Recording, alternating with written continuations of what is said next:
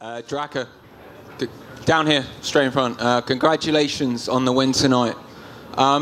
Obviously, after the fight, you had a few words to say about British people. What was kind of going through your mind at that point? And I guess why did you come to the conclusion that we're all bums?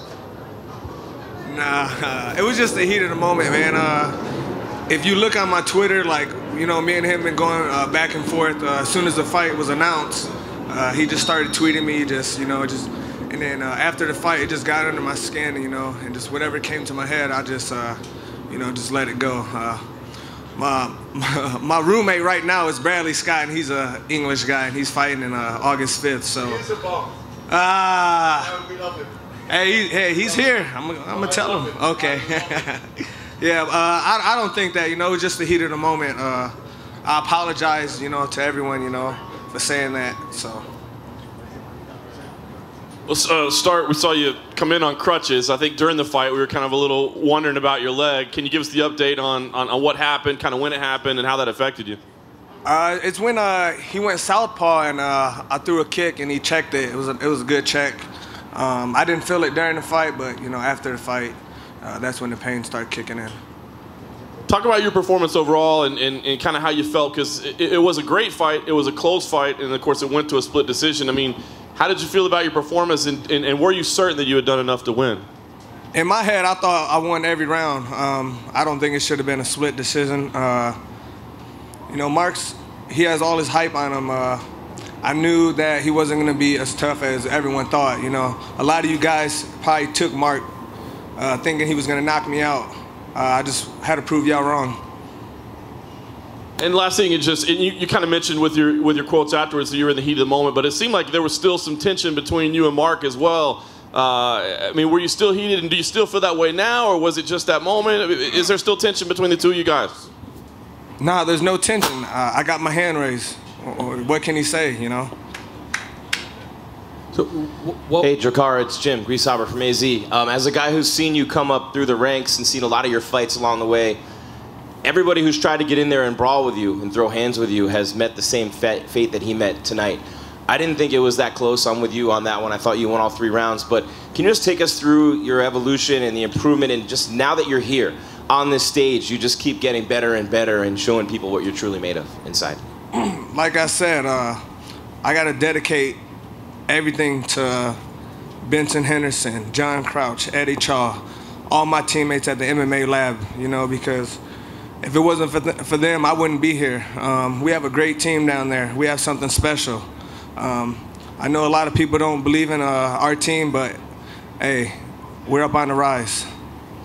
Where do you go from here? I mean, I know you'll take anybody they throw your way, but this year in particular, what are your goals for the rest of this year in the UFC? Hopefully get one more fight and then fight in Detroit in my hometown. Or not my hometown, but my home state, you know.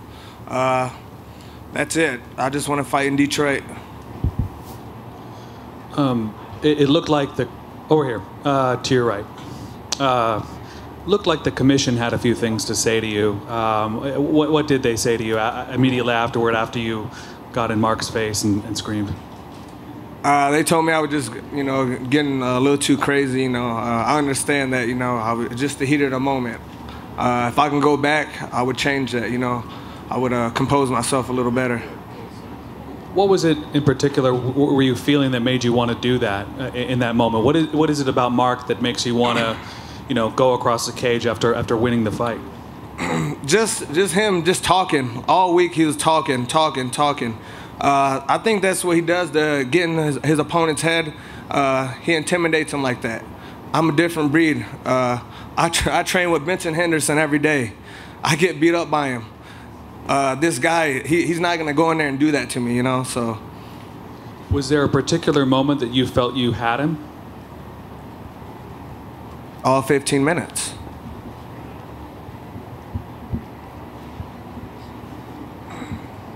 A question over here for Drakkar. Brad Tavares told us afterwards that at the fighter meeting yesterday that he walked up to you and sat next to you and said that he said, "I'm going to knock you out." Is that true? Did that happen? Yeah, and after the fight, I was like, "Hey, I thought you were going to put me to sleep." You know, didn't happen. Did you feel that he crossed the line this week with any of the stuff? Did it get No, too personal? I knew that's how he is. He likes to get in his, you know, in fighters' heads, but not mine. Do you feel like he's overrated?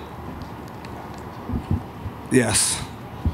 And finally, for me, do you feel like you were kind of put in this position as sort of the opponent? You know, International Fight Week, it's his big American debut, all that stuff. Did you feel like the UFC was kind of setting you up to be the opponent for, you know, his star to shine a little brighter? I'm not sure. They could put me against anyone. I'll fight Khabib. I'll fight anyone. I don't care. Just put me in there. I'm gonna get my hand raised. Hey, Drakkar, over here. Congratulations on the win. You were an underdog heading into this fight. Do you feel like this was the fight where people finally got to see, you know, this is what you're capable of, and kind of your coming out party tonight in this matchup? Yeah, I'll be an underdog every fight. You know what I mean? That just makes me train harder. You know, I was reading everything what you guys were writing about this fight, saying Casey, whatever his name is, was gonna knock me out. You know, that just gave me the extra motivation to go in the gym and push harder. I was probably in the best shape of my life going into this fight. And do you feel like also with your wrestling background and your, you know, all that, do you feel like he overlooked that in this fight and, you know, didn't really give you the respect that you have in the wrestling skill set? Yeah, I don't think he respects me, so it is what it is. And just looking at the division right now, is there anyone that sort of stands out to you as a next opponent on that Detroit card? Because I know you really want to, you know, get on there and put on a show. Whoever they get me, I'll take whoever won tonight in the final or in the main event.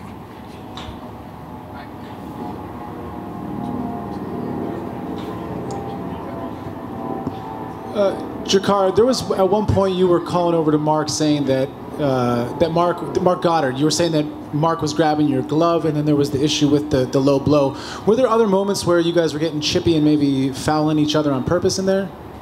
No, he was pretty nice, you know, like when he needed me in my nuts, he was like, "Oh, I'm sorry," you know what I mean? Like, I was kind of surprised by that. But the referee did say that he didn't grab your glove. Were you in any way trying to get attention for something that wasn't happening? I'm pretty sure he had his fingers inside, you know.